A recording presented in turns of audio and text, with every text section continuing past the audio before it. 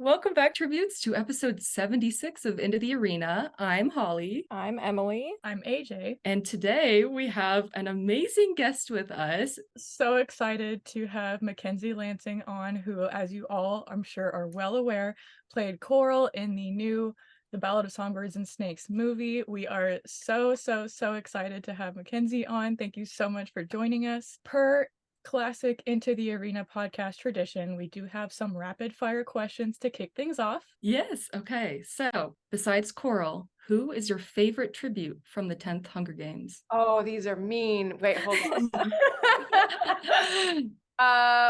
Reaper. What was your first thought when you learned that you got the role of Coral? Who's Coral? And then, what was your favorite scene to film? Favorite scene to film? I loved all of them, but maybe the gate scene with Tom when we chase Coriolanus and Sejanus out of the arena. Who would be your dream career pack / allies in the Hunger Games? Aquaman, Okay, love it. right? That's a Good. solid one. Especially for District 4. District 4, yeah. My girlfriend, because she could kill people like easy. Like she Okay, is love. very smart. So my girlfriend, Aquaman, and then I'd feel like we'd need somebody with a bit of a brain. So I'd probably find a scientist or something. Oh my gosh. Yeah, I think that'd be my pack. That's awesome. That Sounds like a solid. winning team, yeah. Yeah, I don't know what I would do, but we'd probably win thanks to them. So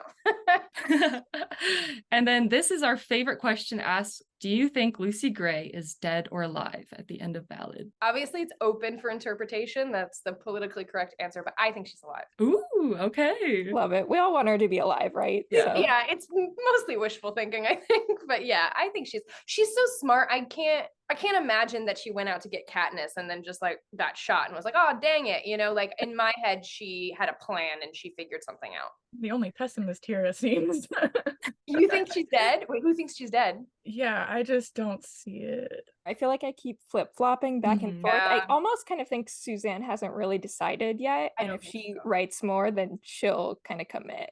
I think she's leaving it open-ended so that she can write more if she wants to. But I also think it's amazing that she's only gonna write something if it feels right. Like I think that's Mhm. incredible. She could just pop out another book, but she's not gonna do it unless it lives up to the other ones, which is great. And I think it's really actually honorable how Lionsgate has said that they're not gonna make Hunger Games movies if she doesn't write the book. And so it really is all in her control and in the control of like Mhm. the actual original story, which is cool. Okay, so you said in the rapid fire, who's Coral after you got the part? Can you talk about that and your audition process a little bit? Sure. So I hadn't read the Ballad of Songbirds and Snakes prior to being cast. I'd seen the movies. I think I'd read like the first book maybe or something when I was a lot younger. And the project had a code name. Actually, when it was casting, it had a code name that was different. You guys now know like the code name was Butterfly. But before that, I think it was Boss or something. So I was like, what's this movie? Because Oh. called Boss. Because sometimes movies have code names and sometimes they don't care and they just slap the real thing on there. And I have kind of a policy where I don't, obviously you probably could have figured it out if I had read the casting sheet and like who was directing it, but I purposely don't do that because if not, I like get in my head and I get nervous. So I try to just like, this is the scene I have to do.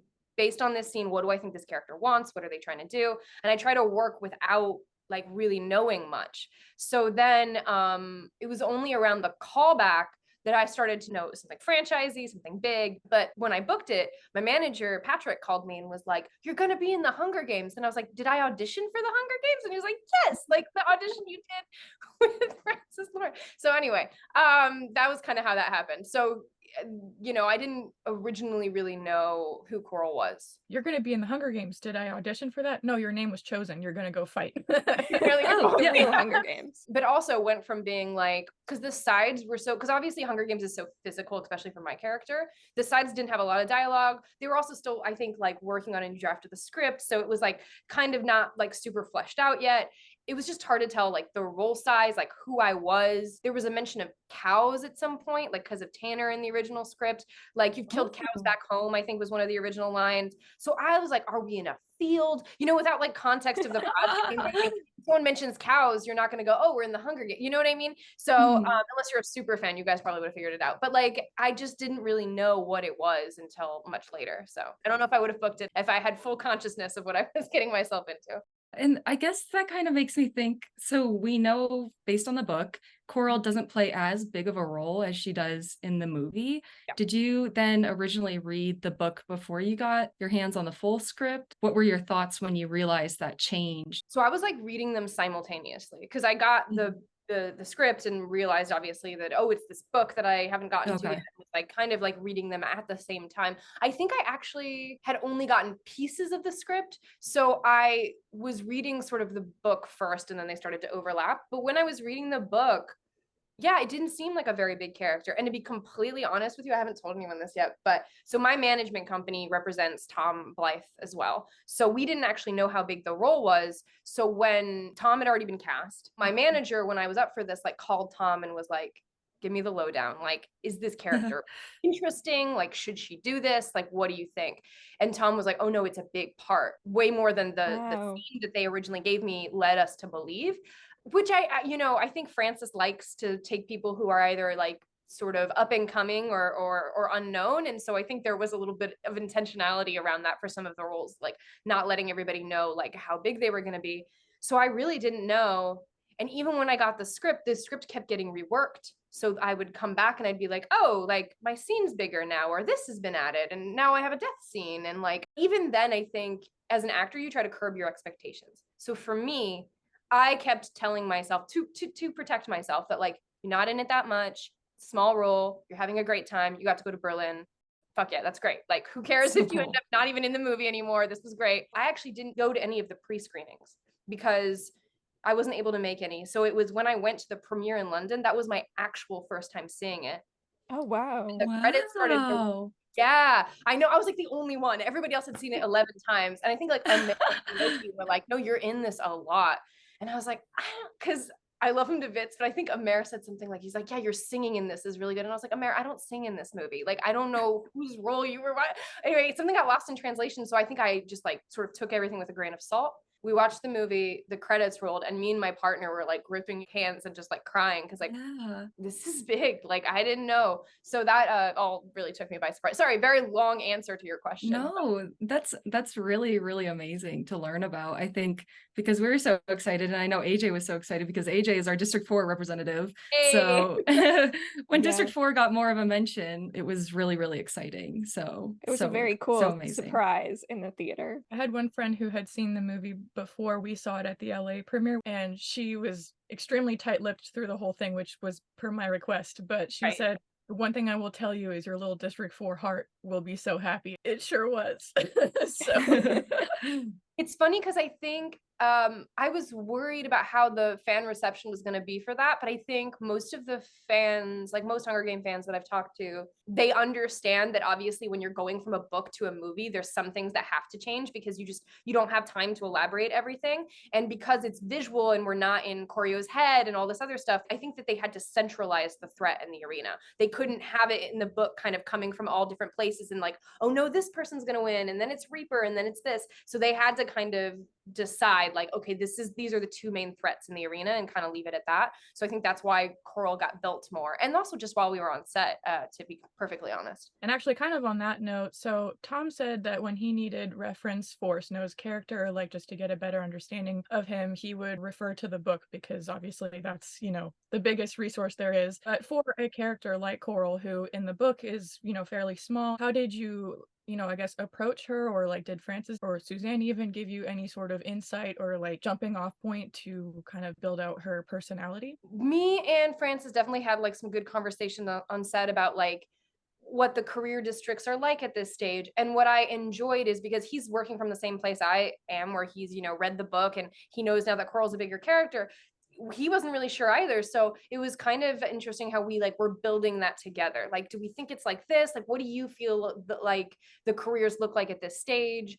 What do you think Coral's relationship to Mizzen is? Because I think in the original script, their relationship was very different.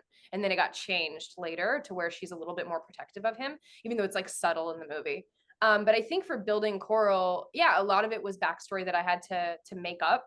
And so for me, it came from obviously all the resource of like the other books and finding out what District 4 was like, and then making decisions like, what do I think it looks like? How much has she trained? Did she want to go in the games? Like all of this other stuff. And a lot of that came from reading the books, filling in blanks in my head, and then also from reading fan sites and like, you know, really like hearing what you guys had to say, like not just on this podcast, but like other places where it's like, oh, that's interesting. Like I hadn't thought of District 4 in this aspect. Yeah, no, because I mean, I know for me, I'm so deep into District 4 lore, and it's fine, you know, like I'm off into my own my palace with all of that. And so, you know, I certainly have my interpretation of the character and what I think it all means and everything, but that's really interesting. And it's also really cool that, yeah, you kind of got to build that directly with Frances for the film. So that's really cool.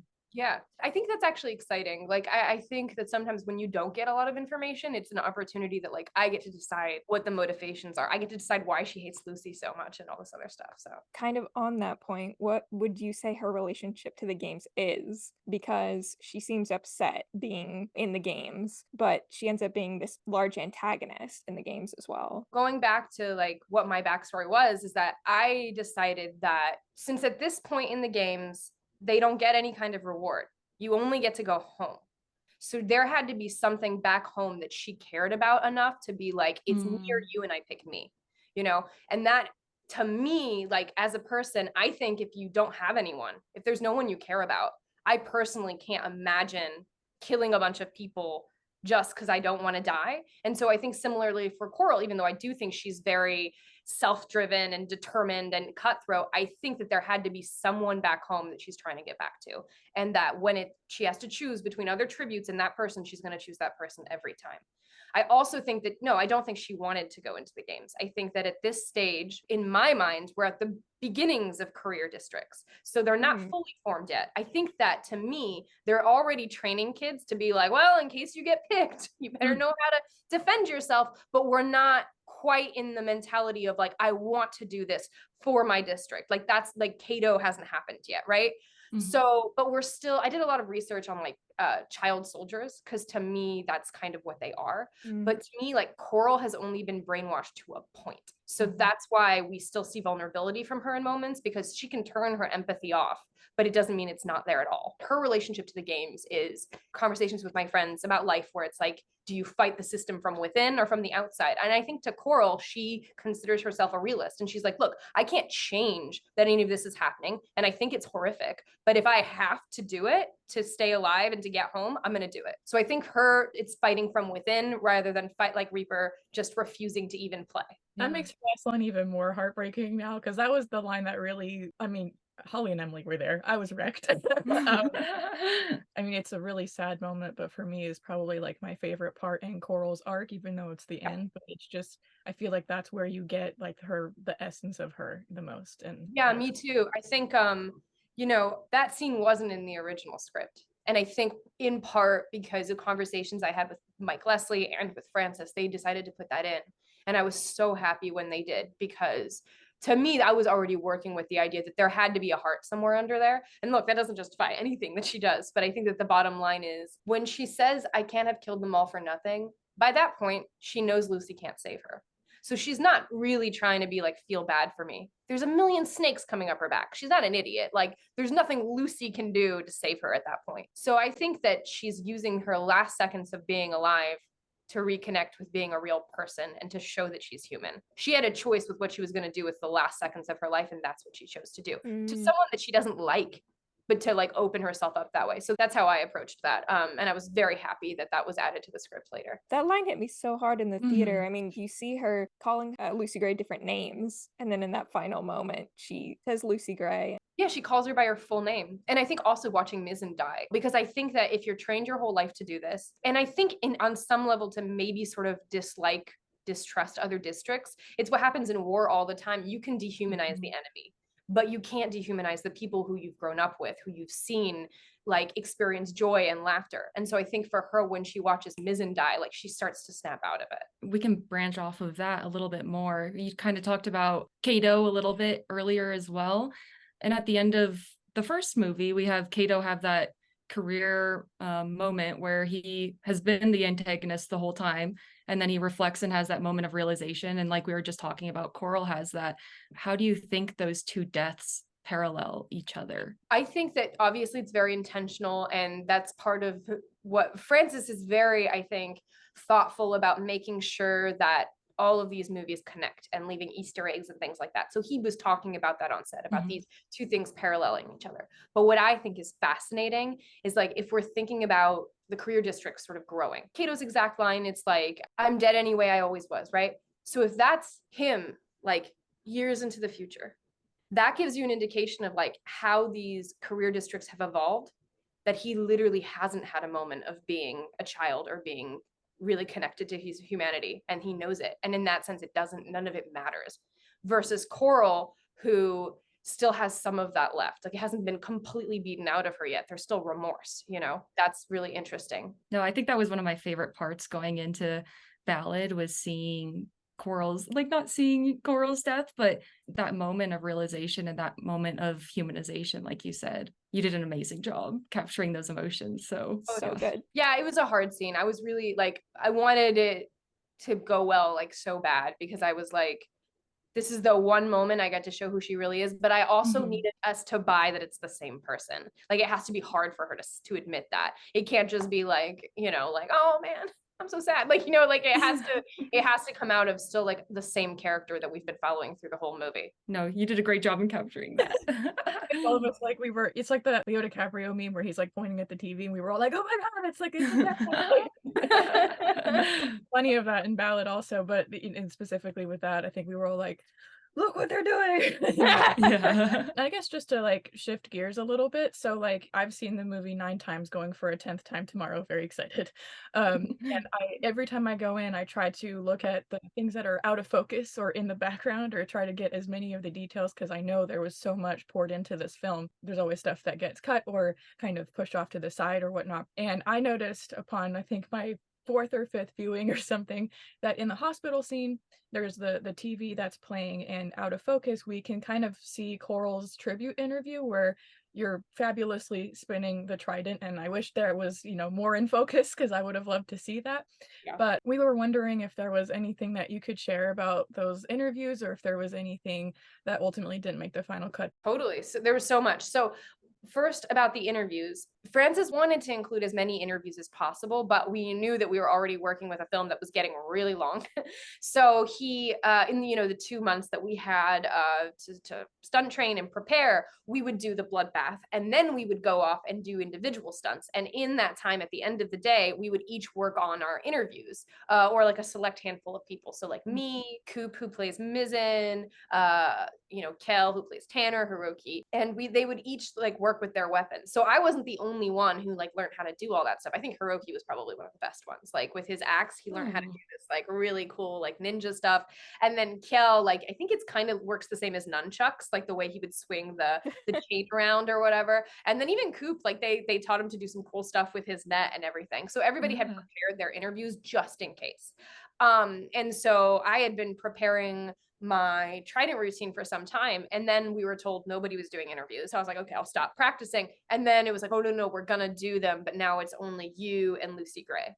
So we did film both of those, with the caveat that I knew there was a possibility it might not make it into the movie, but it was really cool because then I had to go back to work, working really hard on like trying to get this routine together. And that way I got to have a scene with, Jason Schwartzman, which was so much fun. It was so hard to keep a straight face during that scene. Like, I meant to be intimidating the Capitol, and he was like cracking jokes. Like, it was so great. But yeah, we shot that, and yes, that didn't make it in. And there were a few other scenes that we shot. Actually, there were a lot of things we improvised that did make it into the movie. Like when I call over Hiroki, when I'm like, hey, lumberjack, like that's completely improvised. Francis decided that he wanted to see how like the career packs were formed, because we never really get to see that in, some of the other movies. So he wanted like in this origin story to get a beginning of like, maybe it just occurs to them on the day. They're like, yeah, that guy looks strong. Yeah, but not Lamina. She looks kind of weak, like that kind of thing. So we had us improvise that. We also improvised the moment where like the camera comes around and I wink at it. I also did a few takes where I like punch the camera and stuff like that. With Max and I came up with that. Max and I's scene in the, when we're doing the request form, that was improvised. And so a lot of this improvised stuff made it in. Some stuff that didn't make it in. So the scene where I get my hand stuck, originally that wasn't like beefed up very much. It was just like I'm chasing her, I get my hand stuck. And so Francis wanted us to improvise around that, knowing that it might not make the movie, but we had a lot of fun where like I got my hand stuck, I ripped it out. And then I decided, like, what if Coral just like starts crying? Like she's like a little kid who got hurt for a second. And then she like realizes that she's in front of her pack and she's like, what are you looking at? And then like she's like, move, and like gets up. So like some of that made it in there, like her being like embarrassed and catching them, but we had shot like a longer version of that. We improvised an entire scene around like conversation right before I stabbed Tanner. And I think that was one of my favorite days on set. Like me and Hiroki and Kel just sort of like coming up with stuff back and forth about like, why do we think I decided to like backstab Tanner? Was this a spur of the moment thing? Did we plan this earlier on? So we did a bunch of takes. I can't remember exactly what we did, but we came up with a bunch of different stuff in that moment. And some of that got cut, obviously. I'm trying to think of what else. I think that's most of it. So cool. I think the Jason stuff would have been so much fun to have in.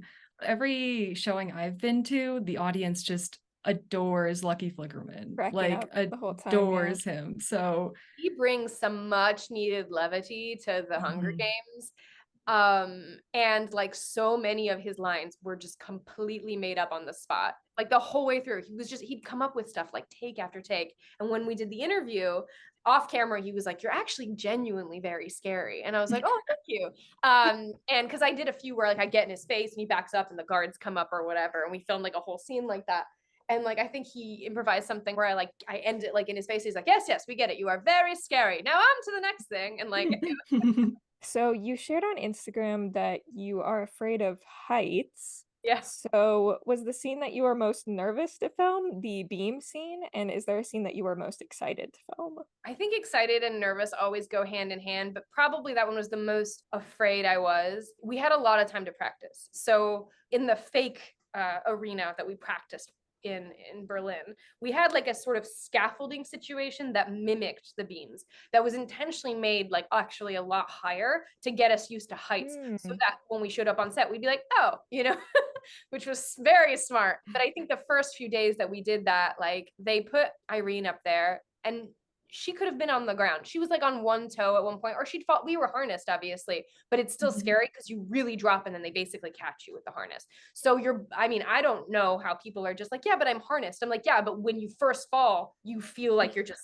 free falling. Yeah, exactly. But Irene like is just not afraid of heights at all. And I think the first day that I had to climb the scaffolding, I made it like like 5 feet off the ground. Like I did not make it far, and I was just like holding it, and he was like, all right, keep climbing. And I was like, I don't think I can go higher than that would be me. Yeah, I mean, it's scary. And then like we did it over and over and over again. And so actually by the time we were on set, I was nervous because I knew the expectations were really high. I knew Francis cared a lot about this particular fight scene, but actually it was fine. Like once I was up there, I was like, oh, it's that thing we've done a million times. And like I said, the beam was shorter. We had practiced it a lot. And then also I think it really helps like once you're in character, because I think when you're like, this is life or death, like, I don't think Coral loves being up high either. I don't think District 4 does a lot of climbing, But I actually got to the point where like I got so comfortable up there that when we actually shot the scene, I think there's one moment where you see I stumble back and I hold on to the thing. They had me add that in because they were like, okay, you've gotten now too comfortable and we need like, she's not as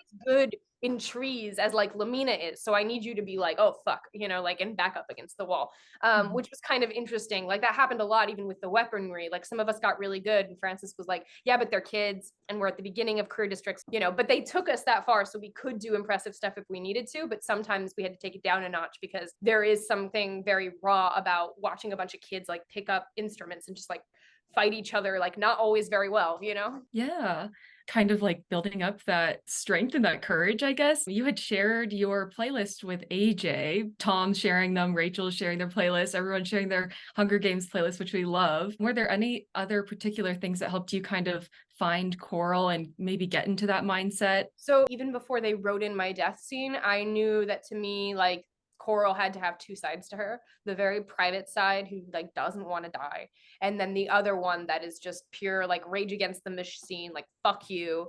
And so in my playlist, I tried to incorporate a lot of that. And I tried to have music that helped me connect to like those two sides. And I did a lot of like layering. Like I'd start by listening out to the softer stuff. So I felt like I was connected to like the kid that was inside her, but then layering on all of the bravado, all of the I'm gonna destroy you if I have to, so that she felt like a fully formed person. And then I did something else that I've never done before, which is originally the trident was just a trident, and then we worked with it for so long that it kind of became an extension of her to me, and a way to have like an armor, like even emotionally in the games too, because she's also kind of playing a character, right? And then I also think that Coral probably like back in District 4, probably like with a broomstick, played around with it to impress kids in the neighborhood and stuff. And so I think that it's always kind of been a part, like kind of an extension of who she is, like this handwork and stuff.